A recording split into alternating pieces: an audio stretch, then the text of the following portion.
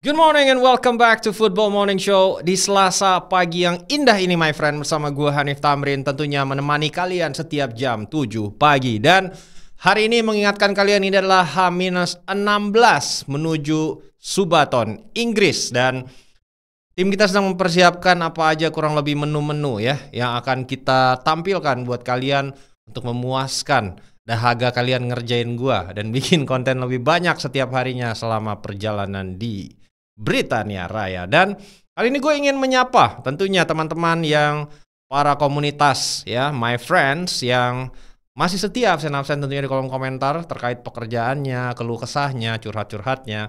Dan kali ini gue ingin menyapa tentunya tukang tambal ban ya. Ini gue mengingatkan nih my friend ya. Jadi menjadi tukang tambal ban itu harus yang jujur ya. Gua 2 minggu terakhir itu bener-bener dah ban gue bocor mulu sampai meledak mulu ya, dan sekalinya ganti ban 7 juta gitu. Jadi kalau ganti tuh mesti depan-depannya mesti langsung 2, nggak bisa 1 doang lagi. Ya Allah gitu kan. Tolonglah janganlah disebar-sebar itu yang namanya besi-besi apa. Tolonglah kita jujur-jujur aja. Gue doain rezeki kalian tuh mengalir terus ya. Dan juga pekerja tambang ya, pekerja kasar tambang yang juga terus mencari nafkah untuk keluarga. Dan tentunya ini penting sekali ada penjual lele, karena anak gua nih suka banget nih makan lele my friend ya. Tanpa lele itu tidak ada gizi-gizi dan khasiat ya dari vitamin-vitamin lele gitu kan, yang perlu kita sebarkan berita baiknya. Dan mengingat kalian untuk milestones ketiga, kita akan berupaya mendatangkan Jose Mourinho yang keinginan gue bisa terjadi pada bulan Ramadan nanti ya, di bulan Februari, untuk kita bisa segera terbang ke Turki jika dia masih melatih di Turki. Kalau dia di Zimbabwe, kita ke Zimbabwe untuk kita ulik apa sebenarnya yang membuat dia menjadi sosok seperti itu ya. Apa kenangan-kenangan yang berarti bagi dia, dan so on and so forth. Dah, sekarang gue ingin menjelaskan dulu ada satu menu gimmick baru yang akan kita launch dimulai di hari Sabtu ini. Karena di hari Sabtu ini my friend, akun ini akan live reaction Manchester United melawan Burnley. Itu dia. Kita akan live reaction, tapi kita punya permainan baru di mana kalian punya kesempatan untuk live reaction bareng gua dengan gimmick cenayang untuk APH. Ini dia ya. Segimana caranya cenayang untuk my friends kalian semua. Jadi kalian berkesempatan, masing-masing pemenang yang bisa ikut telepon gua dan akhirnya kita tampilkan live bareng di YouTube gua untuk memenangkan hadiah 500.000 per orang. Total hadiah 10 juta rupiah my friend. Jadi ada 20 orang yang bisa menang setiap kali gua live reaction. Caranya gampang. Kalian nonton live reaction gua, klik link yang ada di pin komen, itu akan menuju ke Discord. Ketika kalian masuk ke Discord, nanti ada grup untuk cenayang my friend ya, segmen khusus nanti sebelum kick off babak pertama dan pada saat halftime, di mana gue akan mengundang 10 orang pada saat sebelum babak pertama dimulai dan juga 10 orang pada saat halftime untuk menebak siapa yang akan mencetak gol di babak pertama, satu nama yang mencetak gol duluan, dan siapa yang akan mencetak gol duluan juga di babak kedua. Kalau kalian bisa menebak, kalian langsung mendapatkan hadiah 500.000. Caranya gampang, masuk ke Discord. Nanti di Discord itu akan diundi username-nya dengan Google System pengundian raffle. Nama username yang nanti akan terundi itulah yang diundang untuk kita live my friend. Itu dia. Ya, gimana? Membara dong gimmick gua? Ikutan dong. 10 juta loh, semua orang bisa menang loh. 20 orang setiap kali live live reaction. Masa kalian gak tergugah? Oke? Dan sekarang kita akan masuk ke bahasan kita ya pada hari ini. Bahasan yang menakjubkan karena hari ini ada tentunya in-depth sedikit tentang perdebatan. Gue ingin mengajak berdiskusi para fans Manchester United karena banyak sekali narasi-narasi yang merasa kok sepertinya justru Bruno Fernandes ini menghambat perkembangan dari Manchester United. Kemudian juga nanti ada sedikit update tentang perkembangan cedera 2 pemain kunci Arsenal, Martin Odegaard dan juga Bukayo Saka. Kembali sikut-sikutannya Arsenal dan Spurs untuk back tengah dari Bayer Leverkusen yaitu Hicapi. Kemudian juga ada review pertandingan pembuka Serie A. AC Milan yang kalah dari Cremonese, Juventus yang menang dari Parma, Dan tentunya kita sedikit pindah ke Spanyol untuk membahas Real Madrid. Itu dia, menu hari ini cukup beragam dan kita akan mulai dari apakah seorang Bruno Fernandes ini justru menghambat development Manchester United secara taktikal ya. Kita coba bahas sedikit. Nah, ini adalah pergerakan Bruno Fernandes ketika menghadapi Fulham. Kalau kita lihat secara titik-titik pergerakannya itu cukup ada di mana-mana dia ya. Jadi memainkan peran baru sebagai nomor 8 ya. Bruno Fernandes officially is a central midfielder dengan skema 3-4-3 yang diterapkan oleh Ruben Amorim, dan dikonversinya Bruno sebagai central midfielder membuat lini tengah United justru semakin terekspos ya. Kalau kita lihat dia justru banyak bermain di sisi ya dengan area pergerakan ini dan sering sekali lalai secara defensif ya. Kenapa gue bisa bilang seperti itu? Karena idealnya kalau lu main 4 gelandang sejajar itu lu harus memiliki 2 pairing central midfield yang secara physical, level of physical, baik itu bodybuilding, baik itu level of stamina, baik itu keseimbangan antara membantu menyerang peran box to box dan juga tentunya bertahan dalam sisi ball winning system gitu. Itu mesti balance. Kita lihat contohnya Leicester City memenangkan Liga Inggris dengan skema ini lewat duetnya Danny Drinkwater dan N'Golo Kante. Ketika keduanya pairing itu practically bossing midfield gitu. Karena ya itu tadi level of physicality, level of defensive, level of kemampuan mereka untuk merengsek maju sebagai box to box itu balance teman-teman gitu ya.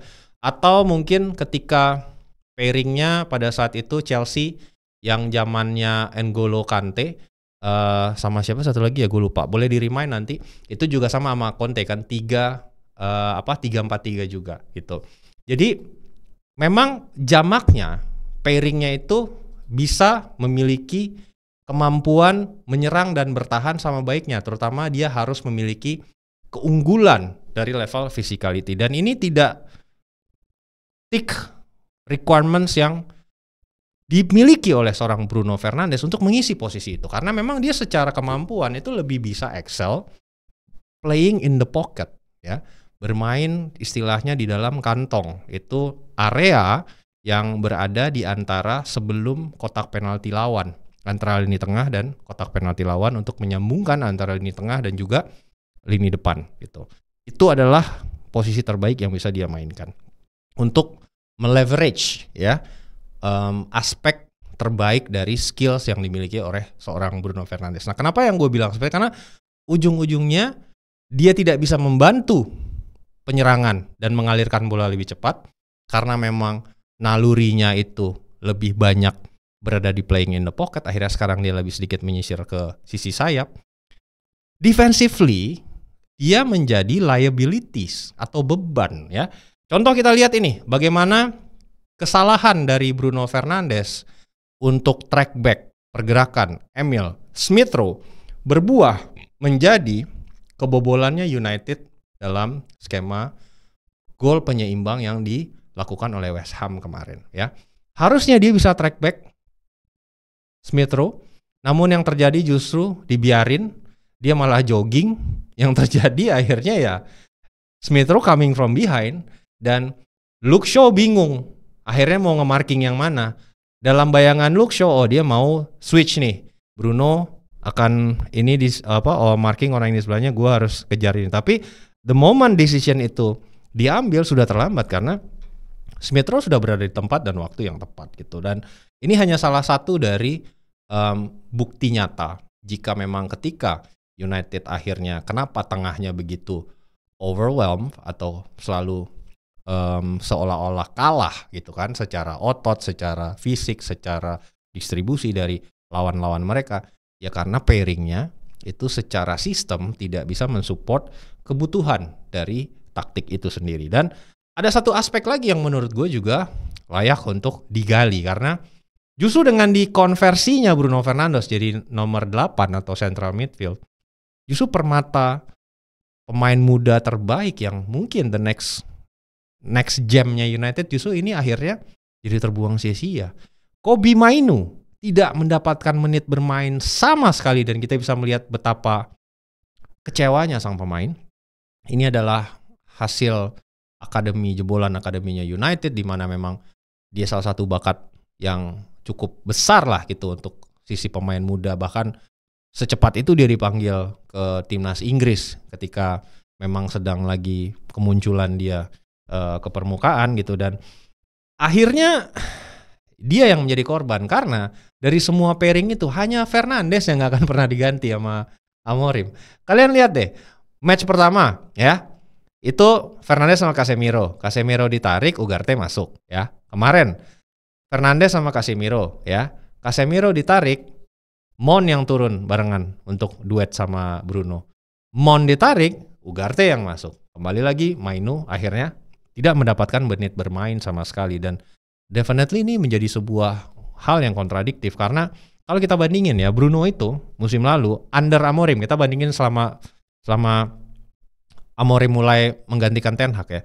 Bruno tuh main 4.932 menit, Ugarte main 2.893 menit, Casemiro 2.799, dan terakhir Mainoo 2.079 teman-teman. Jadi bayangin kalau Baleba datang lagi, ini mau mau diapain ya? Mungkin Casemiro lah yang dilepas, tapi tetap aja harusnya ini jadi permata kalian gitu untuk mungkin ya lebih sedikit bisa mengkomplement lah apa materi pemain yang dimiliki nama tim ini, ya jangan terlalu stuck dengan gaya bermain yang sama. Kalau memang ketika tipe pemain tengahnya tuh nggak suitable untuk main dua gelandang tengah, nggak bisa dipaksain. Ini kan emang karakter pemain yang emang harus diisi 3 gelandang tengah, nggak bisa 2 gitu. Dan let's see how it goes nanti ketika melawan Burnley. Itu alasannya kenapa gue pengen bikin live reaction dan ada segmen cenayang untuk my friends ya. Berikutnya kita ke Arsenal, di mana akhirnya sudah dirilis oleh klub selama apa kedua pemain kunci yang kemarin mendapatkan cedera dalam kemenangan besar atas Leeds United harus absen. Itu Bukayo Saka dikonfirmasi itu cedera hamstring dan harus diparkir sampai 4 minggu ya. Jadi dipastikan Bukayo Saka ini tidak akan memperkuat Arsenal ketika menghadapi Liverpool, dan mungkin akan kembali setelah jeda internasional, bahkan lebih dari itu, lebih lama dari itu. Sementara Odegaard ini masih ada harapan untuk bisa kembali melawan Liverpool walaupun mungkin nggak main 90 menit ya. Jadi ini menjadi sebuah angin segar untuk seluruh fans Arsenal terkait big match yang akan tersaji di tanggal 31 Agustus nanti ya, 30 Agustus nanti. Oke. Berikutnya kita masuk ke perburuan lagi, sikut-sikutan transfer yang terjadi kembali lagi antara Arsenal dengan Tottenham Hotspur untuk seorang Hicapi ya. Jadi ini yang sebelumnya sempat diincar oleh Chelsea tetapi tidak di follow up menjadi sebuah penawaran resmi, dan sekarang menutupi sekitar seminggu menjelang penutupan jendela transfer, ini menjadi target serius dari Tottenham Hotspur yang memang ini back asal Rumania Radu Dragustin yang kena cedera ACL harus absen panjang, sehingga menyisakan 3 center back yang senior. Ini ada Kevin Danso, Mickey van de Ven, dan juga Christian Romero, yang mereka juga beberapa nih rawan cedera nih, terutama Romero gitu ya. Jadi memang dibutuhkan kedalaman karena Tottenham dipastikan kan akan bermain juga di Liga Champions musim ini. Jadi butuh seenggaknya 4 back tengah untuk bisa melapis beberapa turnamen yang akan dijalani oleh Tottenham Hotspur. Nah, angka yang diinginkan oleh Leverkusen untuk melepas Hicapi itu sekitar 60 juta euro, dan ini memang cukup mahal dari sisi harga. Itulah kenapa Arsenal walaupun menyatakan ketertarikannya, ini harus melepas 2 pemain dulu untuk bisa akhirnya mendatangkan Hicapi dan bersaing dengan Spurs untuk penawaran yang serius. Dan memang memasuki penutupan jendela transfer ini ada 2 pemain yang segera dilepas. Itu kemarin yang gue sampein juga, Kiwior diminatin sama Juve, tapi Kiwior juga nunggu Lloyd Kelly pindah ke Peles nunggu Margehi pindah ke Liverpool. Jadi ini efek domino nih. Ini nunggu si ini dulu pindah, baru si ini datang ini, dan akhirnya begitu. Begitupun dengan Zinchenko yang diminati oleh beberapa klub Turki ya. Jadi kita lihat nanti seperti apa efek domino ini akan bisa terjadi di apakah Arsenal yang akhirnya mungkin akan melempar penawaran resmi atau justru Tottenham Hotspur yang duluan ya. Sekarang kita pindah ke Italia ya. Di mana Juventus itu menang 2-0 atas Parma dini hari kemarin ya. Kembali dengan skema 3-4-3, ada beberapa tweak yang dilakukan oleh Igor Tudor. Pierre Kalulu tampil sebagai wingback kanan, nggak begitu convincing. Akhirnya Federico Gatti ditarik di babak kedua, Kalulu balik jadi center back sebelah kanan, dan Joao Mario yang dicoba sebagai wingback di sisi kanan. Tapi uniknya yang menjadi headline itu adalah debut golnya Jonathan David sebagai lone striker yang tampil melawan Parma kemarin. Nah ini gue ingin meng-highlight sedikit jika memang untuk mengarungi 38 pertandingan di Serie A bersama skema Jonathan David sebagai lone striker, menurut gue ini agak berat. Kenapa? Karena sebenarnya Jonathan David ini butuh ruang untuk dia bisa mengeksploitasi atribut terbaiknya dia. Dia memiliki kecepatan, dia memiliki tusukan, dan menjadi target man itu bukanlah key strengths-nya dia ya. Itu terlihat jelas kemarin ketika akhirnya Dusan Vlahovic yang masuk. Ini lebih fluid permainan Juventus karena secara sistem tuh lebih suitable gitu.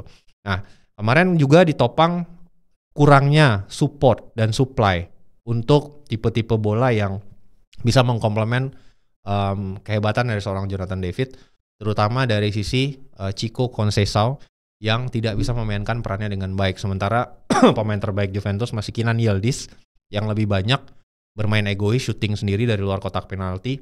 Meskipun assist yang didapatkan oleh Jonathan David itu adalah assist dari Kenan Yildiz. Dalam beberapa skema itu dia lebih sering banyak shooting sendiri dari luar kotak penalti ketimbang memberikan umpan-umpan terobosan untuk seorang Jonathan David. Dan setelah pertandingan Igor Tudor bilang David punya pergerakan yang berbahaya di kotak penalti lawan, dia bakat yang langka dan selalu penuh konsentrasi. Nah ini yang gue pengen highlight, bahwasannya sebenarnya paling ideal itu ini diduetin antara Jonathan David dan juga Dusan Vlahovic, ditopang oleh Kenan Yildiz sebagai nomor 10. Jadi 3-4-1-2 itulah sebenarnya skema menurut gue yang paling realistis untuk taktik Juventus melihat materi pemain yang ada. Kenapa? Karena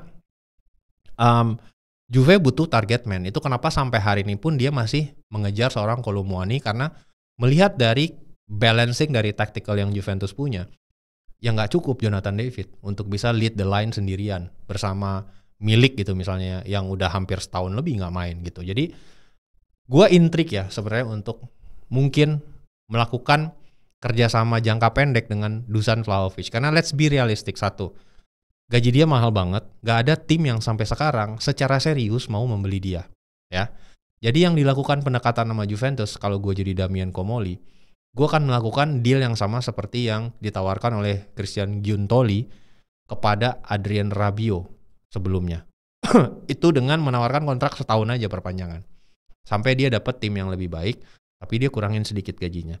Jadi Juventus bisa tetap rely on his service, dia bisa mengkomplement bekerjasama dengan Jonathan David, dan secara prestasi lebih memungkinkan Juventus untuk seenggaknya bertahan di Liga Champions. Karena ngelihat permainannya kemarin lawan Parma dan melihat tipe-tipe tim Italia yang mayoritas mainnya low block dan tactical banget, berat dengan materi kayak pemain kayak gini. Karena let's be honest, dari semua pemain yang dilepas oleh Juventus, dari semua pemain yang dijual oleh Juventus, dari semua pembelian yang didatangkan untuk menggantikan pemain-pemain yang pergi, overall tim justru melemah, bukan makin kuat itu. Jadi pemain-pemain yang didatangkan ya, itu jauh lebih lemah ketimbang pemain-pemain yang selama ini dilepas ya. Adrien Rabiot dilepas, yang datang Cup Miners, kemarin aja dia nggak main jadi starting teman-teman gitu, nggak memberikan impact juga gitu sebagai pemain tengah ya gitu. Back tengah 3 legenda hilang, Bonucci, Barzagli, Chiellini gitu. Arguably cuman Gleison Bremer yang lumayan solid, sisanya Lloyd Kelly. Yolah, Lloyd Kelly bukan levelnya Juventus ini gitu. Dan setelah pertandingan itu juga di-emphasize oleh Igor Tudor terkait poin gue tentang Vlahovic. Dia bilang Dusan Vlahovic sangat fokus dan dia mencetak gol yang berkualitas. Jika kalian bertanya padaku apa yang akan terjadi dengan masa depannya, saya tidak tahu. Para direktur yang akhirnya akan mengambil keputusan final gitu. Nah, ini yang menurut gue tadi bisa ditawarkan ya solusi-solusi itu, karena unless ada sesuatu penawaran yang signifikan memasuki penutupan jala transfer, menurut gue nggak ada faedahnya untuk Juventus maksa ngelepas dia. Dan berikutnya kita ke AC Milan, di mana pertanyaan tentang seperti apa Milan under Allegri itu akhirnya terjawab.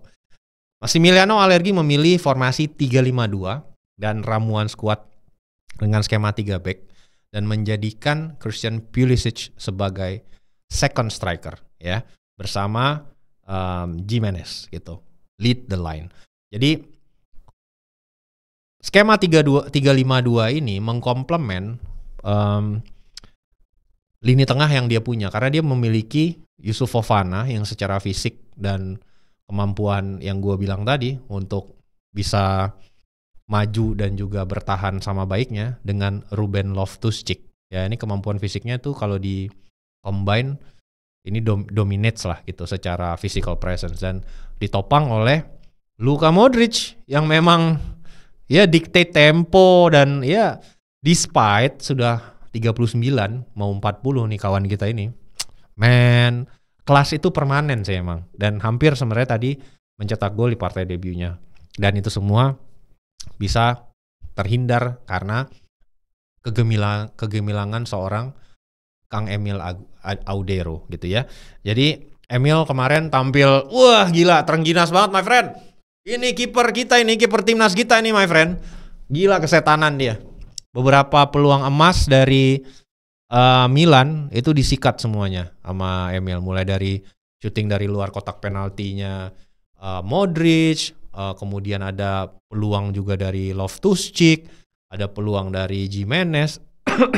Total dia bikin sekitar 4 penyelamatan yang cukup besar ya, dan juga ya terlepas dia bikin satu kebobolan sekali, tapi menurut gua penampilan dari Audero ini cukup impresif lah gitu di laga pembuka ya. Nah itu tentang penampilan gemilangnya Emil. Kemudian Allegri juga menyampaikan kekecewaannya tentang hasil akhir, karena memang kemarin itu secara spesifik gue ingin meng-highlight buruknya kinerja lini belakang dari Milan, terutama Pavlovic. Terlepas dia cetak gol ya, tapi secara defensif organisasi, wah ini pemain gede doang tapi kurang intelijensia dalam bertahan. Jadi gini, ini gue sekali lagi gue ingin menekankan kalian, back yang bagus, back yang berkelas itu adalah back yang nggak perlu ngelakuin tackle, back yang nggak perlu sliding tackle, nggak perlu ngelakuin tackle berlebihan. Itu back yang benar-benar paham tugasnya ya. Makanya mungkin kalian jarang banget ngelihat Nesta, Maldini itu melepas tackle. Paling banter gue ngelihat Nesta, Maldini ngelepas tackle. Nesta deh itu ketika ngelawan Messi, ya itu mah ngelawan alien ya, lu mesti nekel gitu ya masalahnya. Tapi kalau lu coba lihat ngelawan lawan Ronaldo Nazario R9, itu gue ngakuin itu Nesta mesti nekel. Tapi kalau ngelawan kroco kayak Alessandro Matri, Fabio Quagliarella, Vincenzo Iaquinta ya, bahkan Christian Vieri, nggak ada nih nekel-nekel kawan-kawan kita ini, back-back yang melegenda ini. Nah kemarin Pavlovic, aduh sumpah mainnya Tuhan, gue nggak ngerti lagi. Dan itu dikonfirmasi juga sama Allegri, dia bilang kami kebobolan 2 gol yang sebenarnya bisa dihindari ya. Padahal seharusnya bisa kami cegah dengan sedikit lebih berkonsentrasi. Untungnya ini baru laga pertama dan kami punya waktu untuk memperbaiki detail-detail seperti ini. Dan kemarin itu kan sebenarnya lini belakangnya itu diisi 3. Jadi ada Fikayo Tomori yang jadi center back di sisi kanan, kemudian Matteo Gabbia yang jadi central defender sebagai ball playing defendernya, dan terakhir ya Sahinja Pavlovic yang ada di sisi kiri. Nah ini yang agak sedikit menurut gua disconnected nih karena ini ramuan baru kan. Kalau sebelumnya kan pelatih sebelumnya main 4-2-3-1 gitu. Oke. Dan terakhir juga ada kabar dari gagalnya transfer Victor Boniface ke Milan karena hasil dari medical check up-nya itu akhirnya tidak meyakinkan pihak Milan. Jadi Milan tidak benar-benar yakin jika cedera lutut Boniface ini sudah 100% pulih ya. Dan lewat manajer yang khusus mengurusi transfer Leverkusen itu keluar statementnya, Simon Roffels dia bilang saat Victor kembali ke Jerman, deal ini akan batal. Tentang negosiasi ulang itu tidak mungkin. Kondisinya sendiri secara Boniface merasa sudah ada peningkatan.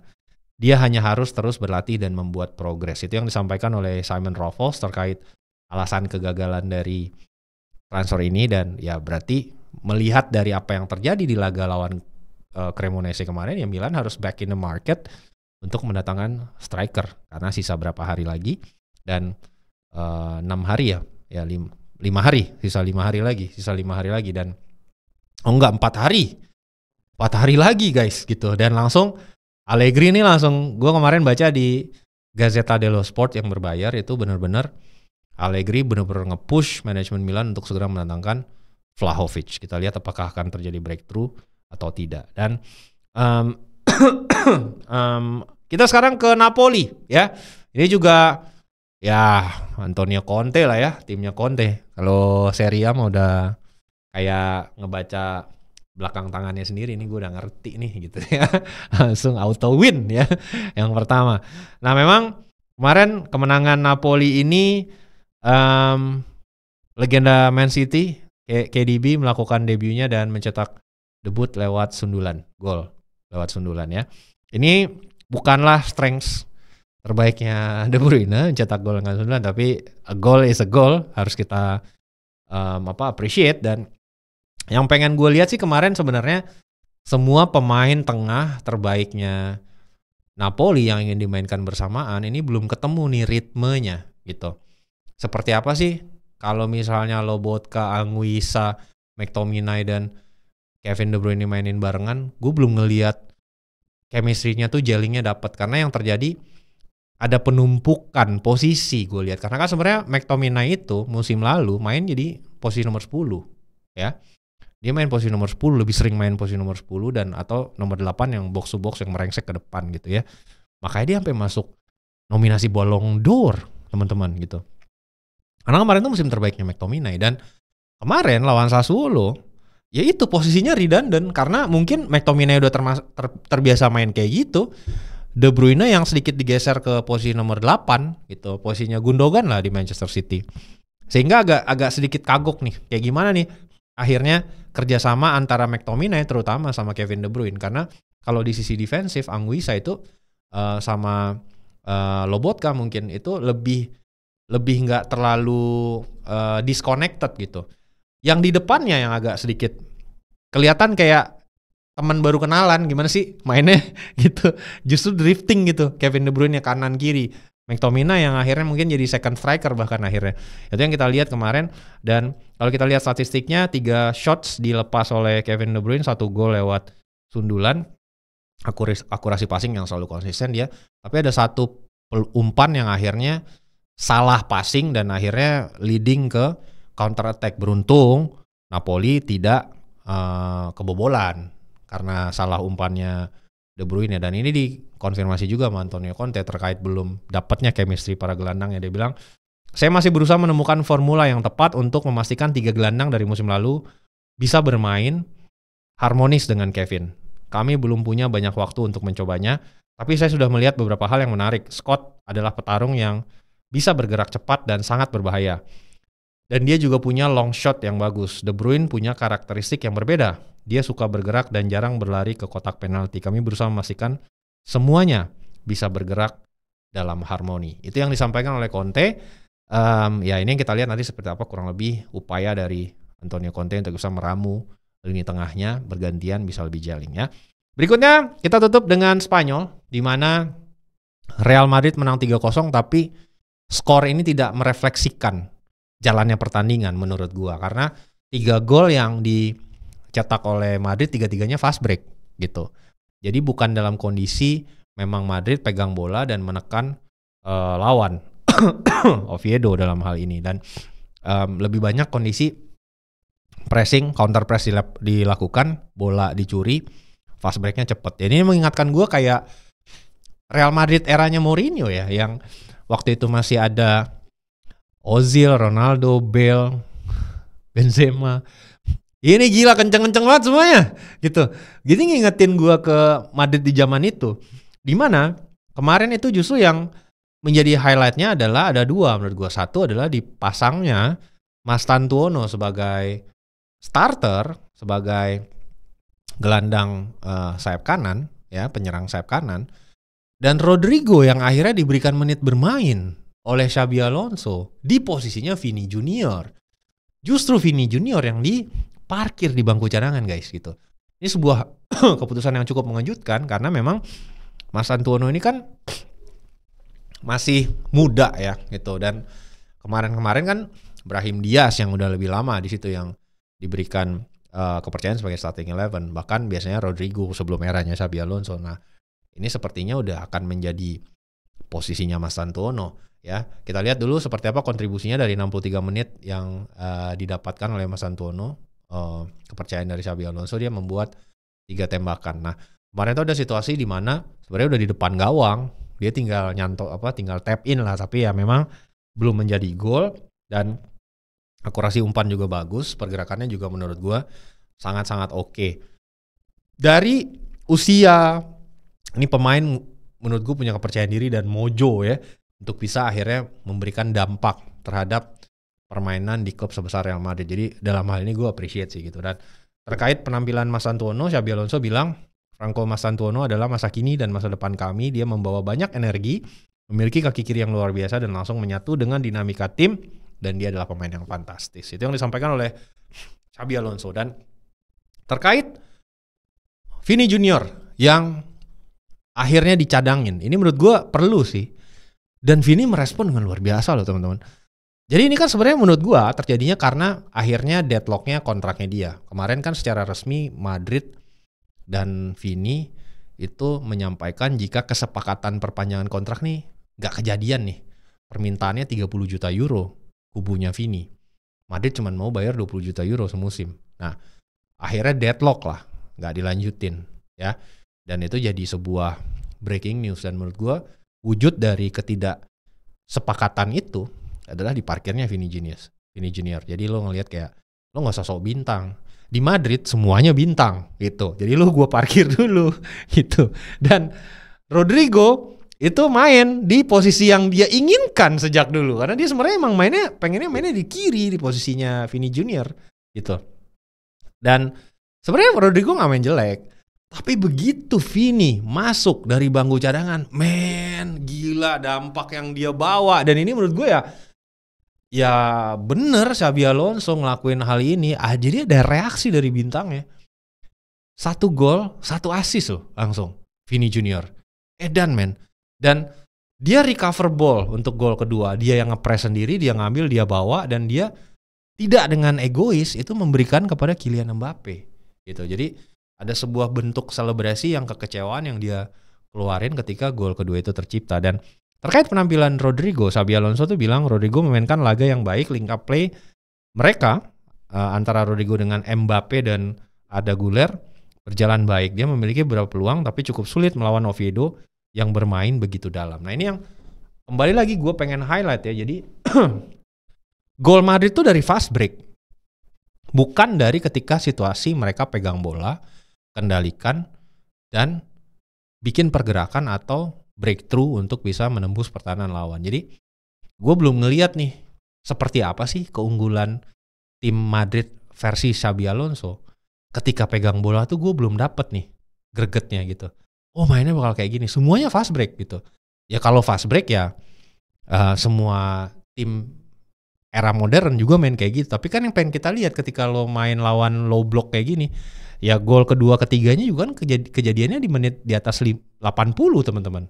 Jadi butuh waktu begitu lama untuk Madrid akhirnya break the deadlock, dan itu pun lewat skema fast break. Jadi gue pengen tahu nih, karena gue gak ngelihat ada pemain kreatif yang akhirnya bisa jadi unlock situasi yang begitu susah ketika tim-tim lawannya main bertahan. Yang itu mungkin sebenarnya peran yang di-expect oleh Xabi di Arda Güler. Nah itu gue ngelihatnya belum, karena kan sebenarnya katanya dia titisannya penerusnya Luka Modric nih katanya, cuman ya belum kelihatan. Walaupun gue nggak bilang dia tampil jelek ya, Arda Güler tampil cukup oke gitu untuk pemain berusia segitu, langsung dikasih kesempatan ya.